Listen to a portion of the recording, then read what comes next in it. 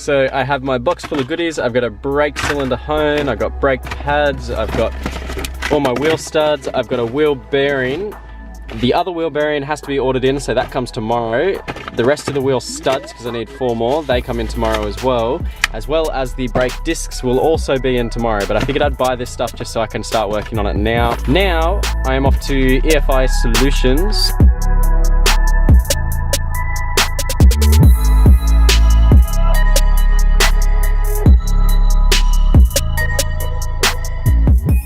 The owner of this shop owns a GTR. Look at the number plate, Godzilla.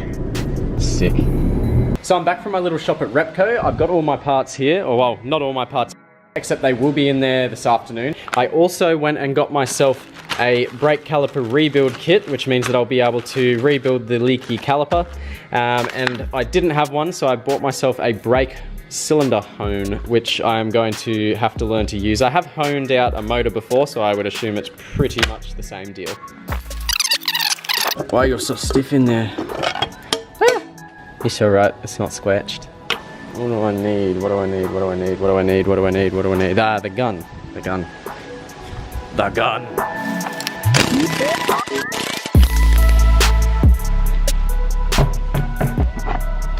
So I've got like a little bit of a wasp nest happening in the corner there. Other than that, this side does not appear to be leaking. There they are. Cheap man's line lockers. So all I'm doing this for is so that when I undo that banjo bolt just there, none of the fluid comes out, or at least a little bit of the fluid will come out, but it saves me having to spend ages trying to re-bleed the system, and also keeps my floor nice and clean. Is that 12 mil? I think that's 12 mil. No leaky. Very nice. Got it. Oh, that was very tight. Probably should have put gloves on. That's alright. I like getting my hands dirty.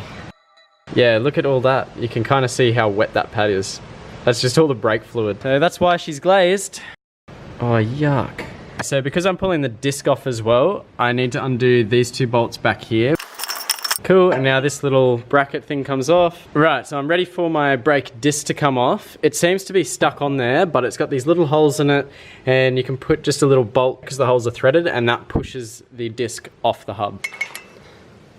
Ah, how's that? First go. Yep, that's it off. Ew. Ooh, there's a spider web under it. Yuck. Alright, so now that my caliper's all loose, the next thing I need to do is take this little cable out. All you need to do is push the cable that way to get it out of this little retainer thing, and it just pops out this way. Once that's off, I can push the caliper forward and it'll release the tension off of here, and that will just slide out, and I'll pull that straight out, and then the whole caliper comes off. So I did what I told you I was going to do, and I've gotten this out of that little retainer there. All I ended up doing was pulling the caliper really hard against the cable, and I was able to get it to pull back enough that I could just slide that out. So now that that's slid out, I just push that cable back in like that.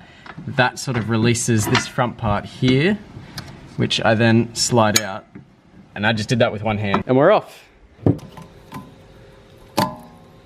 I kind of butchered up the split pin getting it out, but I think I'll have another split pin, so that should be fine. There we are. Ah, it is bigger. So I did, lucky enough, find one, except for it's an inch drive, which means that my rattle gun's not going to go on it, which means that I do need to put the car in gear, because otherwise there is no way in hell that I am getting that out.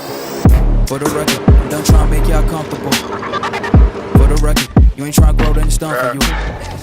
For the record, lab on me going all the way. Okay, we're in gear. For the record, ain't trying to link, no time to waste. For the record, for the record, yeah.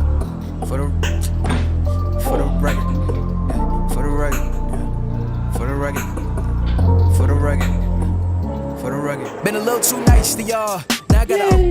Turns out I can't get to those bolts without pulling the axle back a little bit. I don't think it needs to come the whole way out, just needs like a little bit more room at the back. You can see sort of in there that it does need a bit of room. So the way that I do that is I get a punch and I sit the punch right in the center there. That way I don't flange this out. So if you were to hit straight on there with a hammer, you'd probably end up stuffing it and not being able to get the nut back on. But if you use a punch in the center part where it's got the little divot in it, because it's supposed for that, well actually it's supposed for a puller. You can put a puller on too and push it. But I'm just gonna use a hammer in this and knock it out. Knock it out that way, if that makes sense. I am one of the lucky ones and mine was not seized in there, which is good. Now I've got enough room that I can access these bolts back here and undo the wheel bearing from the hub assembly, I guess you call it. I don't know what you call this. For the record, ain't trying to make no time to waste. So I ended up cleaning my hands and now I've got gloves on. No, I said I wasn't going to. Changed my mind. So that, theoretically, should pop out. Just like so. Ew. Hey look, another wasp nest. Yuck. Disgusting. And, oh, there we go.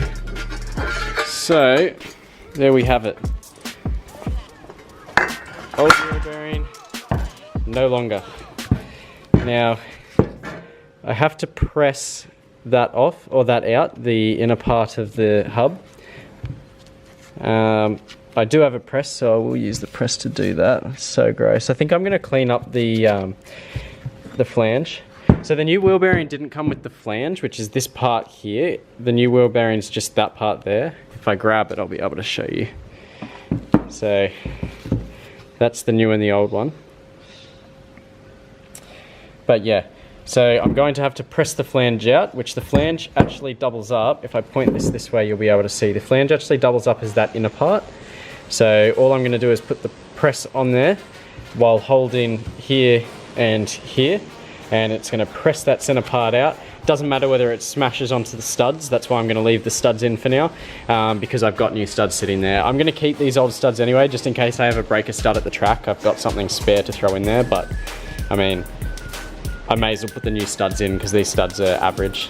I'd rather have good studs than average studs. It's hard to pick up on the camera how filthy this area is, but I think I'm going to get the degreaser and degrease this all out, and then I'm going to get the pressure washer and then blast it. I'll do the whole wheel well and everything, and the shock. Even though I'm replacing the shock, it'd just be nice for that crap to not be there, so that when I do put the new shocks in, I probably don't even have to worry about cleaning it. It'll probably be nice and slick when I go and do it.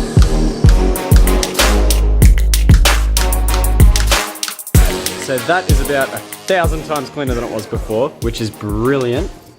All right, so as you guys can see, that is so much better. It's like super, super clean now.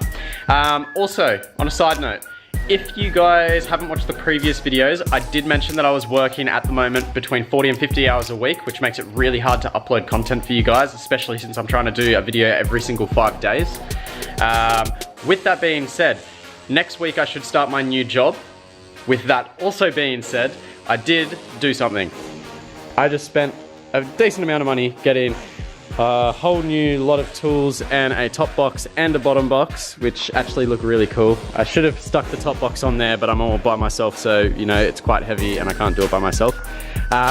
Which means that I get to keep my old toolbox here, which means that I can keep working on this, and I don't have to bring tools home and then back to work and back to home and back to work, which gets really, really annoying because that's what I used to do when I was working as a mechanic. And yeah. With all of that being said, please don't forget to like, comment, and subscribe. For the record, I'm done trying to make y'all comfortable. For the record, you ain't trying to grow, then it's done for you. For the record, lab on me going all the way. For the record, ain't trying to link, no time to waste.